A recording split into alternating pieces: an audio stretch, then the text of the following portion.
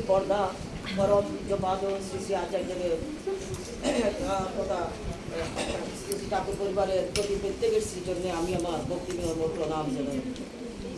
এখানে উপস্থিত আমার ইষ্টপ্রাণ মা এবং ছোট ছোট বোনদের আমার আন্তরিক আনন্দিত জয়িত জানাই।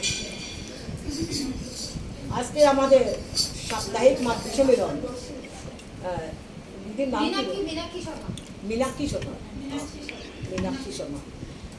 আজকে আমাদের মাতৃ সম্মেলন আমাদের এমন একজন ইষ্টপ্রাণ দিদির ঘরে, মায়ের ঘরে অনুষ্ঠিত হচ্ছে যে আপনারা শুনলে সবাই অবাক হয়ে যাবেন, আশ্চর্য হয়ে যাবেন যে এই মা কোনো ঠাকুরের দীক্ষিত নন। তিনি খুব ভালো লাগে মাতৃ সম্মেলন দেখে, তাই তিনি মাতৃ সম্মেলনের ব্যবস্থা করেছেন। শুনলে সত্যি ভদ্রমহিলার প্রতি আমার খুব শ্রদ্ধা হয় যে এত ইষ্টপ্রাণ ভদ্রমহিলা, যে মানে দীক্ষিত না হয়েও তিনি মাতৃ সম্মেলনের আয়োজন করেছেন। আমরা কজন আছি, আমরা দীক্ষা নিয়েও সবসময় মাতৃ সম্মেলনের ব্যবস্থা করতে পারি না, কিন্তু তিনি আজকে মাতৃ সম্মেলনের আয়োজন করেছেন এবং এখানে অনেক মারা উপস্থিত হয়েছেন। আমরা বিভিন্ন জায়গা থেকে এসেছি মাতৃ সম্মেলনে যোগদান করার জন্য। মাতৃ সম্মেলন বা সৎসঙ্গে আমরা কেন আসি?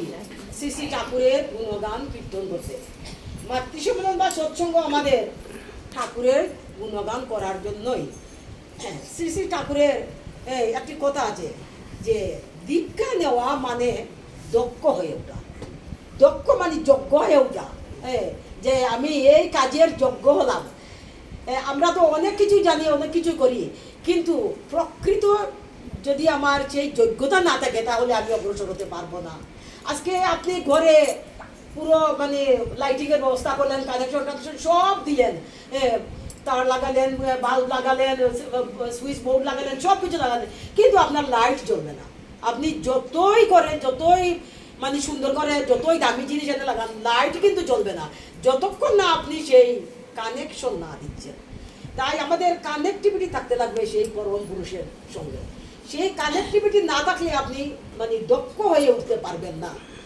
তাই দক্ষ হওয়ার জন্য আমাদের সেই কানেক্টিভিটি লাগবে। তিনি সঙ্গে আমাদের যে যুগসূত্র, এই যুগসূত্র লাগবে।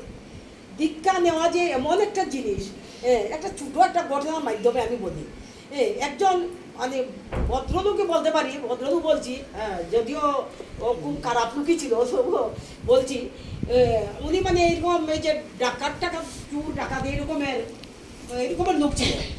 সব সময় লোককে চিনিয়ে টাকা দিত, মারধর করতো, যেখানে একা পেতো মানুষকে খুব অত্যাচার করতো। এইরকম করে করে বেড়াচ্ছে। একদিন এরকম আরেকজন লোককে ধরেছে। ওই ভদ্রলোক ছিলেন সাধু প্রকৃতির লোক, সাধু ছিলেন তিনি মানে দীক্ষাদাতা ছিলেন, দীক্ষা দিয়ে বেড়াতেন। এইরকম গোস্বামী ধরনের এইরকম যারা দীক্ষা দেন। তো ওই ভদ্রলোককে গিয়ে অ্যাটাক করেছে এই লোকটা।